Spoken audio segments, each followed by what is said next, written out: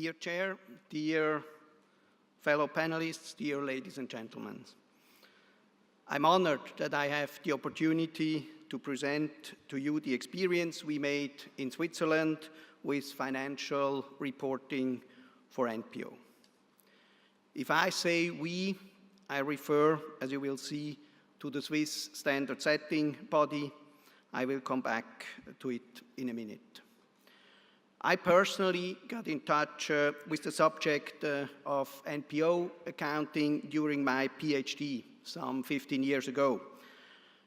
I was then assigned by the president of the standard setting body to attend the meetings of the working group developing the standards, and I had at that time the very important task to take the minutes. But then I realized how fascinating this topic really is, and in the meantime, I'm considered to be the expert in this standard setting body for NPO accounting. That is how life works. Coming back to the organization of the accounting standard setting body in Switzerland, I think it's important to give you a few details in order to understand what our approach was.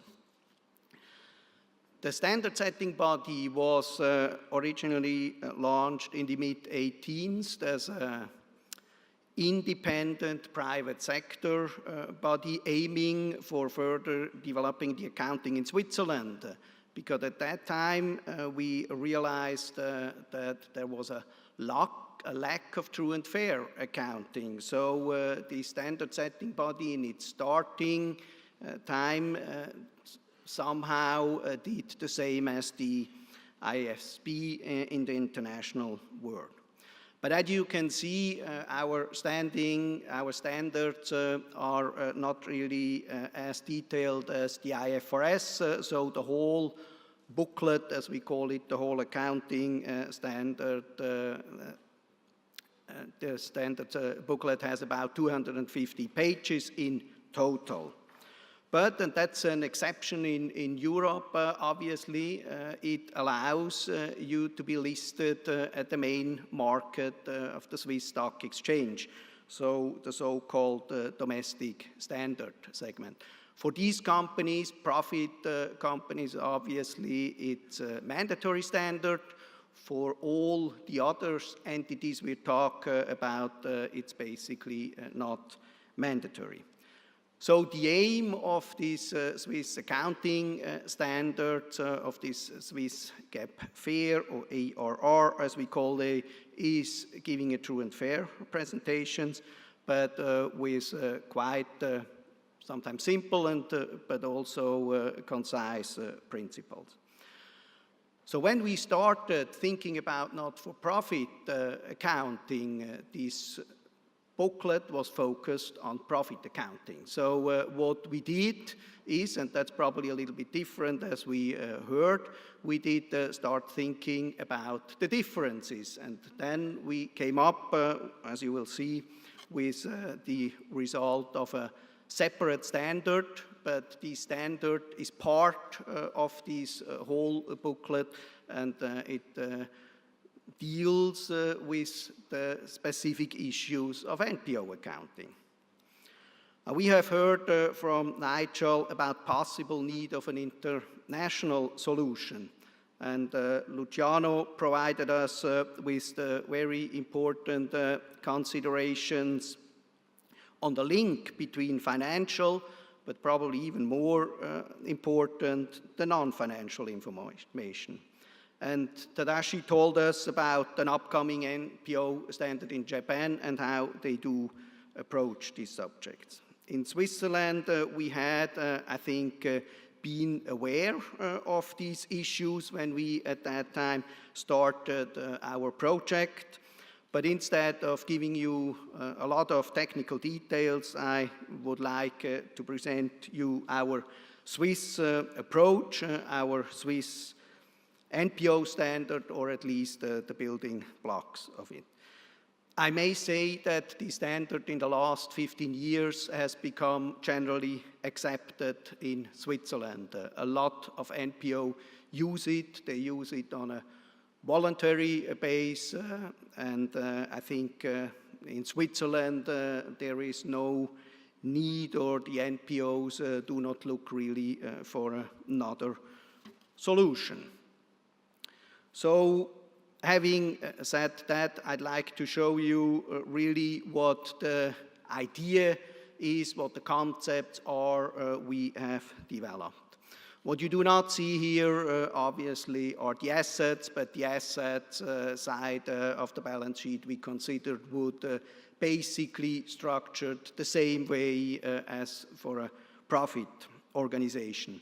And on the not-for-profit organization, obviously the major difference we talk about are the restricted funds.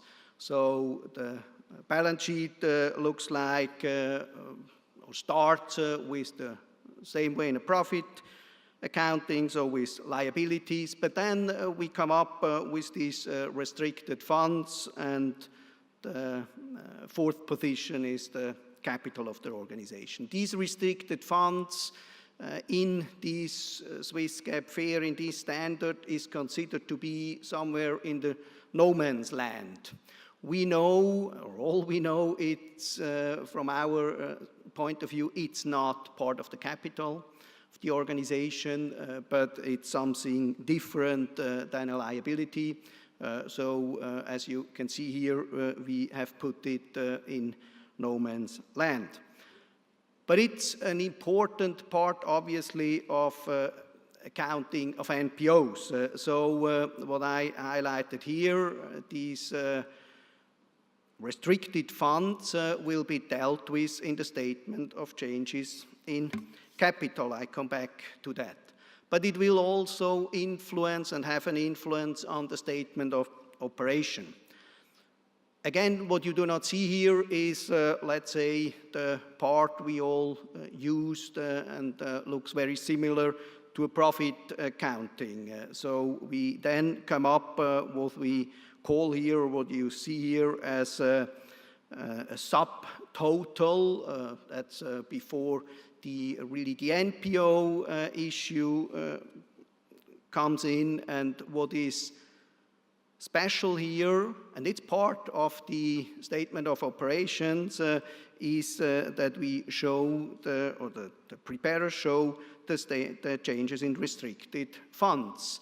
So it's, I think, long before we use these terms also in an international environment, we came up with something like comprehensive income with what we do here. And after these changes in the restricted funds, you will see we have something we call the allocation to reserves in order to come to a net surplus or deficit of zero, because a lot of companies aim to that. They claim, and obviously are, not-for-profits, so they do not want to show any profits. But it's transparent. I mean, it's transparent. You have an idea of what they do. And so these changes in restricted funds are again shown here in the changes in the statement of changes in capital. Here you have a more detailed view, and this allows the preparers and the readers of the financial statements to have an idea how these different funds have been used or what the movements to these different funds are. So the total of restricted funds we have seen in the balance sheet, and the total of the movements, let's say, we have seen in the statement of operations. And what you see here, what has not been shown in the other statements, are the details. So you have a good idea, I think, how these restricted funds or these funds are used. And then we introduced, obviously, what has been made reference to by Luciano. We call it in the English translation a performance report. It's probably not the best way to translate it, so mission report probably would be better. But that's really then explaining what is important for the NPO or to the NPO, but what has not really a direct impact on what we have seen so far. So on the, let's call it classical financial statements. Here we are not giving really a lot of detailed information. We just mention in the standard that the focus of this report should be effectiveness and efficiency. So disclose how the objects of the NPO will be fulfilled and what kind of services you render. And we have recommended content, but it's a recommendation so far. So we have, and you have to somehow, the NPO has somehow to assess the satisfaction of the beneficiaries of the services, a description of the future services they plan to provide, and an information on how to measure and assess the achievement of these objectives. And that's all because we thought that's for a standard setter too difficult really to come up with precise provisions and regulations. What we think is important that each and every organization tells to the public how they measure their objectives and what their services really are they render. Just for the auditors in the room so far, there is no obligation to audit this performance report. And companies do it in quite a different way. That's a snapshot of one of the organizations. And what you see on the right side, for example, is that they really give a more closed and detailed view what the beneficiaries are and where the means come from. So I hope that I have shown you how a pragmatic solution works. Probably we are forced to be pragmatic with this Swiss standard setter body because we do not have almost any financial means. We do not have any professional staff. So all the persons involved in standard setting, in this standard setting body, as in others in Switzerland, they do it on behalf of their organizations or their institutions.